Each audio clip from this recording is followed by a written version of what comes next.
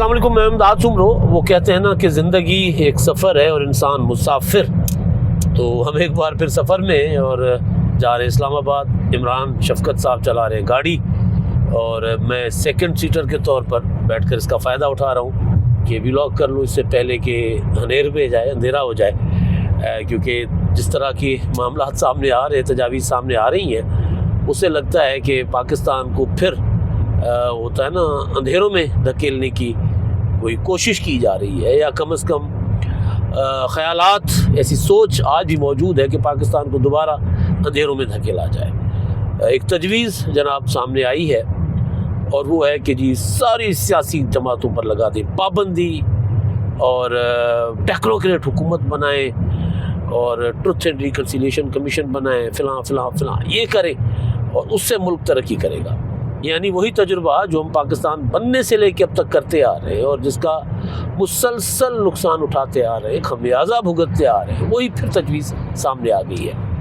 अच्छा, और एक और चीज़ जो इन दिनों माहौल बना हुआ है मुज़ाकरात के लिए, कोई अब ऐसा संजीदा सियासी बंदा नहीं है जो मुज़ाकरात से करेगा इनकार। तो लग यूँ रहा है कि वज़ीर आज़म शहबाज शरीफ साहब से लेकर सदर आसिफ अली जरदारी और बिलावल भुट्टो जरदारी साहब या महमूद खान नचकज़ई साहब या मौलाना फजल रहमान साहब, उन सब को ख़दशा है कि अगर इस डेडलॉक को प्रोलॉन्ग करेंगे, मामलात टेबल पर बैठकर हल नहीं करेंगे, मुफाहमत की तरफ नहीं जाएंगे, तो फिर वो जो थोड़ी थोड़ी देर के बाद ना एक तजवीज़ सामने आती है उस पर अमल ही ना हो जाए कि जी सियासतदानों को करे फारिग, इन्होंने तो लड़ते ही रहना है और इनको मुल्क के मफाद से कोई गरज नहीं है, इन्होंने तो लूटमार करनी होती है, लिहाजा टेक्नोक्रेट्स लाकर बिठाए जाए, हुकूमत उनके हवाले की जाए।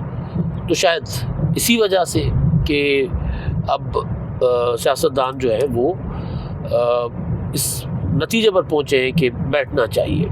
कल बिलावल भुट्टो जरदारी साहब ने गड़ी खुदाबख्श भुट्टो में बेनज़ीर भुट्टो की बरसी के मौके पर सदर जरदारी साहब का नाम पेश किया था कि जी वाहिद हल हमारे पास, या वाहिद शख्सियत सदर जरदारी साहब हैं जो मुफाहमत के बादशाह हैं और वो मुफाहमत करवा सकते हैं। आज उन्होंने नौ डेरों में गुफ्तगू की है सहाफ़ियों के साथ और उसमें उन्होंने कहा है कि तमाम सियासी जमातों को बैठकर मुफाहमत करनी होगी, मसाइल जो हैं वो मुज़ाकरात के ज़रिए हल करना होंगे। अब पिछले कुछ दिनों से आप देखते होंगे कि एक और मामला मुसलसल बहस में है, वो है ज़्यादा सूबों का क़याम, सूबों की तकसीम।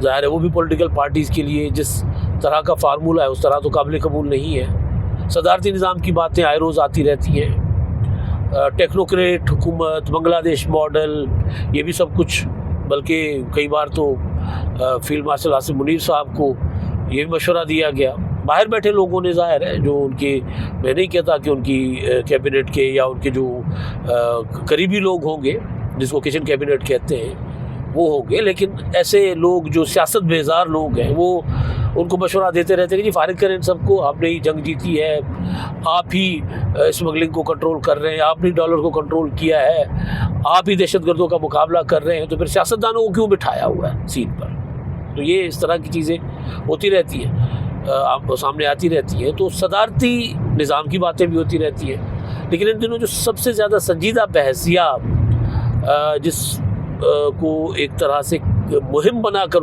लिया गया वो सूबों का क़याम था, जिस पर ज़ाहिर है कोई पॉलिटिकल पार्टी, बिलावल भुट्टो जरदारी हो या मरीम नवाज़ साहिबा हो, उन्होंने उसको उस तरह तस्लीम करने से इनकार कर दिया। मरीम नवाज़ साहिबा के बारे में मैंने आपको बताया था कि उन्होंने अपने करीबी लोगों में बैठकर कहा था कि जिसका भी ख्याल है वो निकाल दे अपने दिल से कि हम कोई सूबों को की तकसीम, हम सूबों को कोई होने देंगे।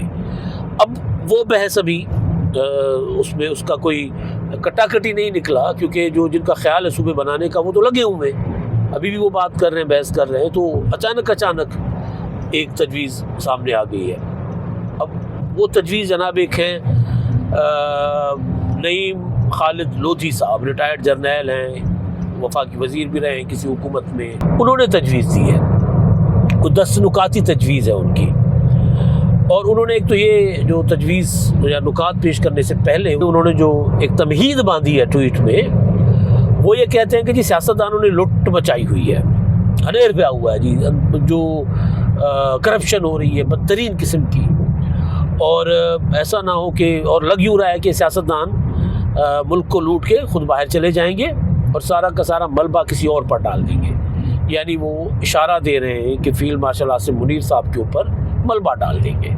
یعنی وہ یوں جیسے عمران خان صاحب جن کے بہت مداح ہیں میرا خیال ہے نعیم خالد لودھی صاحب، وہ اپنے دور حکومت میں وہ کہتے تھے کہ جی ہمارا ایک صفحہ ہے جنرل قمر جاوید باجوہ سے بڑا کوئی جمہوری جرنیل نہیں ہے، وہ جمہوریت کے بہت بڑے پرستار ہیں، ان کے بغیر جمہوریت چل نہیں سکتی.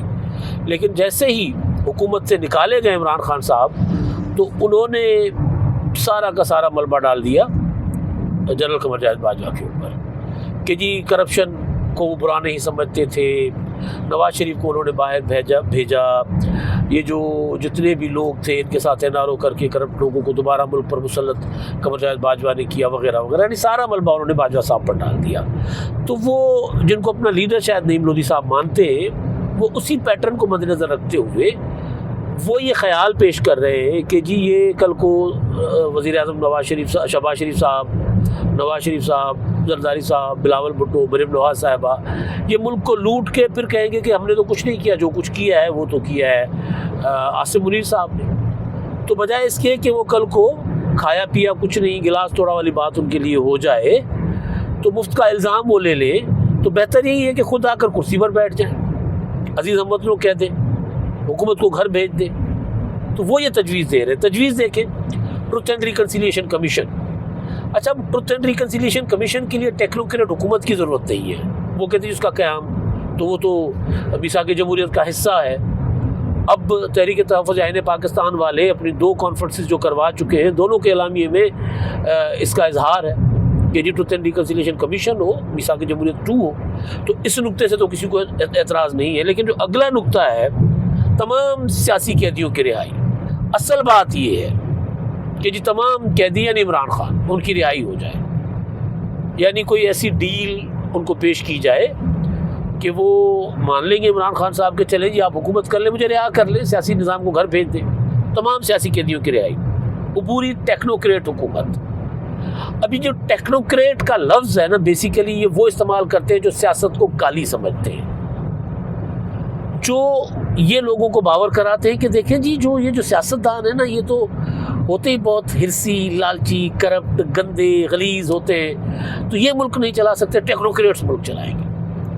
حالانکہ سیاستدان سے بڑا کوئی ٹیکنوکریٹ نہیں ہوتا، لیکن کیونکہ غیر اپنا جو سیاسی عمل یا غیر جماعتی عمل جس کو کہتے ہیں نا، وہ جو آمرانہ سوچ ہوتی ہے، وہ ہر بار 5-7 سال کے بعد یہ کہتے ہیں آ کر جی کہ ٹیکنوکریٹ حکومت ہونی چاہیے. اب میں آپ کو مثال دیتا ہوں، پاکستان میں سب سے بڑی ٹیکنوکریٹ حکومت جو ریسنٹ پاسٹ میں رہی ہے وہ رہی ہے پرویز مشرف صاحب کی. پرویز مشرف پروفیشنل ٹیکنوکریٹ، فوجی، ملک کے صدر بھی، چیف ایگزیکٹو بھی، سارا کچھ ان کے اختیار میں تھا. شوکت عزیز وزیر اعظم ٹیکنوکریٹ، باہر سے لائے، امپورٹ کیا، ہیرا تراش ڈھونڈ کر لائے بڑے جوہری بن کر. اس کے بعد معین الدین حیدر صاحب اس وقت کے وزیر داخلہ تھے. جاوید جبار صاحب وہ بہت بڑے ٹیکنوکریٹ. نثار میمن صاحب، سلمان شاہ صاحب، خدیجہ شاہ صاحبہ کے والد وزیر خزانہ، پہلے پنجاب کے، پھر مرکز میں وزیر خزانہ، مشیر خزانہ رہے. تو ٹیکنوکریٹ کی لائن لگی ہوئی تھی. چند ایک سیاستدان تھے. تو اس حکومت نے کیا ڈیلیور کیا تھا؟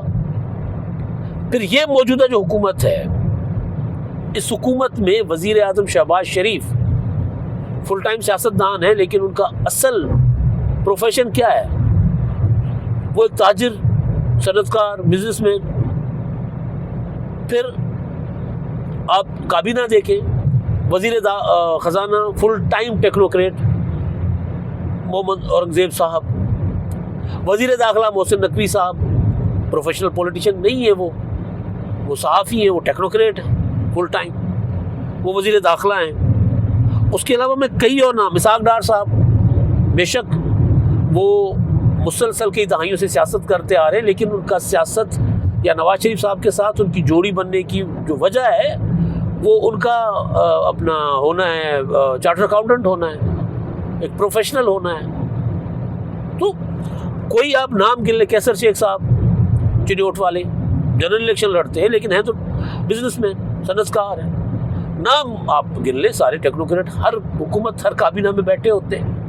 تو اصل مسئلہ جو ہوتا ہے یہ ٹیکنوکریٹس کا راگ الاپنا ہر تیسرے چوتھے سال کے بعد بیسیکلی یہ جو سوچ ہے نا جو ایوب خان نے پروان چڑھائی تھی کہ سیاست پر پابندی لگا دو، جی ایبڈو لگا دیا، بانیان جنہوں نے ملک بنایا ان کے اوپر پابندی لگا دی کہ جی سیاستدان ملک نہیں چلا سکتے، میں چلاؤں گا. ایوب خان ٹیکنوکریٹ نہیں تھے، ملک کو 2 لخت کر کے چلے گئے نا. یحییٰ خان کیا تھے؟ تو یہ جو سوچ اپروچ آتی ہے بنیادی طور پر یہ ملک کو آمریت کی طرف دھکیلنے کی ایک جو ہوتی ہے نا کوشش یا سازش ہوتی ہے یہ والی. ٹیکنوکریٹ حکومت کے بعد جو اگلی تجویز ہے جناب کی وہ یہ کہ تمام سیاسی جماعتوں پر پابندی لگائی جائے. وہی ایوب خان والا فارمولہ، ضیاء الحق والا. ضیاء الحق نے غیر جماعتی انتخابات کروائے تھے 1985 میں، یعنی سیاسی جماعتوں پر پابندی تھی. پھر 1 سال کے لیے وہ کہتے ہیں لوکل گورنمنٹس کا غیر جماعتی الیکشن. یعنی غیر جماعتی کیا ہوتا ہے؟ یعنی کسی کا پیو ہی نہ ہو، بغیر ماں باپ کی اولاد. اس کا مطلب یہ ہوتا ہے، اگر میں سادہ الفاظ میں معذرت کے ساتھ بات کروں، غیر جماعتی انتخابات کا مطلب یہ ہے کہ کسی کا کوئی باپ ہو نہ کسی کی کوئی ماں ہو. خضرو پودے، جھاڑیاں، جنگل، پھر جس کا جی چاہے گا اس کو کاٹ کے چلا جائے گا، کوئی مالک ہی نہ ہو نا اس کا.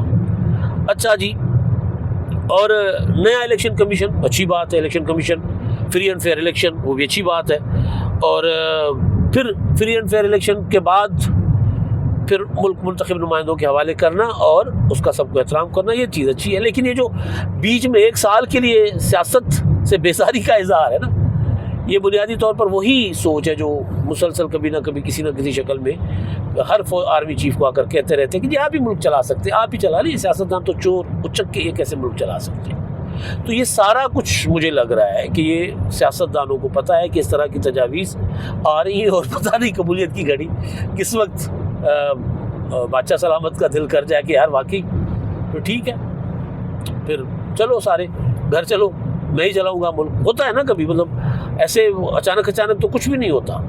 ایک مکمل ذہن سازی کی جاتی ہے، بات کانوں میں ڈالی جاتی ہے مسلسل مسلسل مسلسل. تو اس کے خوف سے، اس کے ڈر سے سیاستدان کہہ رہے ہیں کہ یار بیٹھ جائیں آپس میں. آج جو بلاول بھٹو زرداری صاحب نے کہا، انہوں نے کہا کہ الیکشن ریفارمز کریں آ کر سارے مل کر. الیکشن ریفارمز کی پاکستان میں بہت زیادہ ضرورت ہے، اس پر کوئی شک نہیں ہے. مسلم لیگ نون بھی اس سے انکار نہیں کر رہی، تحریک تحفظ آئین پاکستان بھی اس سے انکار نہیں کر رہی. اب اس میں جو ایک شخص ہے جن کو یہ سسٹم سوٹ کرتا ہے، جو نعیم خالد لودھی صاحب کہہ رہے ہیں نا جس سسٹم کو، وہ ایک شخص کو سوٹ کرتا ہے، اس کا نام ہے عمران خان. تو لہٰذا یہ جو مذاکرات کو بار بار ناکام بناتے ہیں یا بار بار ملک کو تصادم کی طرف دھکیل دیتے ہیں، اس کی وجہ یہی ہوتی ہے کہ بھائی اگر مذاکرات ہوں گے تو سب کو اپنے اپنے مطابق کچھ نہ کچھ ملے گا، جس کی جتنی حیثیت ہوتی ہے. ملے گا سے مراد کوئی ڈیل نہیں، لیکن اگر آزادیاں ملتی ہیں تو سب اس کو انجوائے کریں گے. فری اینڈ فیئر الیکشن ہوتا ہے تو سب اس کو انجوائے کریں گے نا.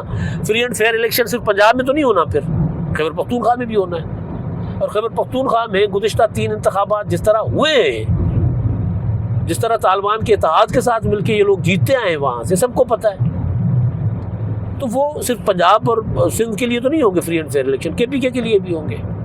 تو عمران خان صاحب کو مفاہمت سوٹ نہیں کرتی. عمران خان صاحب کو یہ جو اپنا تقسیم کا خاتمہ وارے میں نہیں ہے، لہٰذا وہ جیل میں بھی بیٹھے ہیں تب بھی کہتے تقسیم تقسیم تقسیم. لیکن اب کیونکہ جو کہا یہ جا رہا ہے کہ جی کچھ دنوں میں شاید عمران خان صاحب کو اصل پکچر دکھانے کے لیے کوئی PTI کے بغیر، یعنی PTI کے علاوہ جو سیاسی لوگ ہیں جو ان کے اتحادی ہیں، وہ ملاقات کر لیں یا ان کو اجازت مل جائے کہ جا کر ان کو بتا دیں کہ چلیں جی آپ نے 2 دن تماشا لگایا لاہور میں، یا آپ نے بھیجا تھا سہیل آفریدی صاحب کو کہ جا کر پنجاب کو جگائیں، تو کتنا ان کے حق میں لاہور جاگا. ظاہر ہے کہ 200 کہیں 400 500 بندہ تھا جہاں وہ گئے، اور جتنے وہ رو رہے ہیں کہ جی ہمارے خلاف اتنی پابندیاں لگیں، اتنا پولیس کا ایکشن ہوا، وہ بھی نہیں تھا.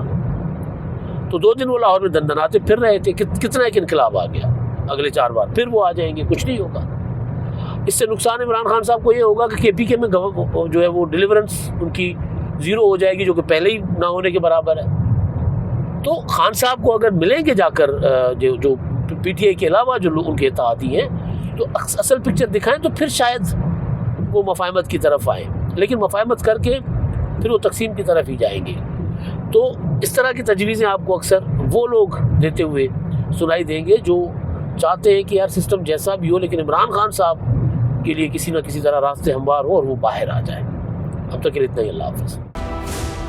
کیا آپ ایک بزنس اونر ہیں اور چاہتے ہیں کہ آپ کا برانڈ زیادہ سے زیادہ لوگوں تک پہنچے؟ ہمارے پاس ہے آپ کے لیے ایک بہترین موقع۔ ہمارے YouTube چینل پر روزانہ ہزاروں لوگ ویڈیوز دیکھتے ہیں۔ یہ وہی لوگ ہیں جو باخبر، باشعور اور فیصلہ کرنے والے ہیں۔ اب آپ اپنے بزنس کو براہ راست ہمارے YouTube چینل پر پروموٹ کر سکتے ہیں۔ پروڈکٹ پلیسمنٹ اور سپانسرڈ سیگمنٹس کے ذریعے آپ اپنے برانڈ کو لاکھوں پوٹینشیل کسٹمرز تک پہنچا سکتے ہیں۔ تو دیر کس بات کی، آج ہی اپنے بزنس کو نئے لیول پر لے جائیں۔ For more information, call us 9233 8122 280.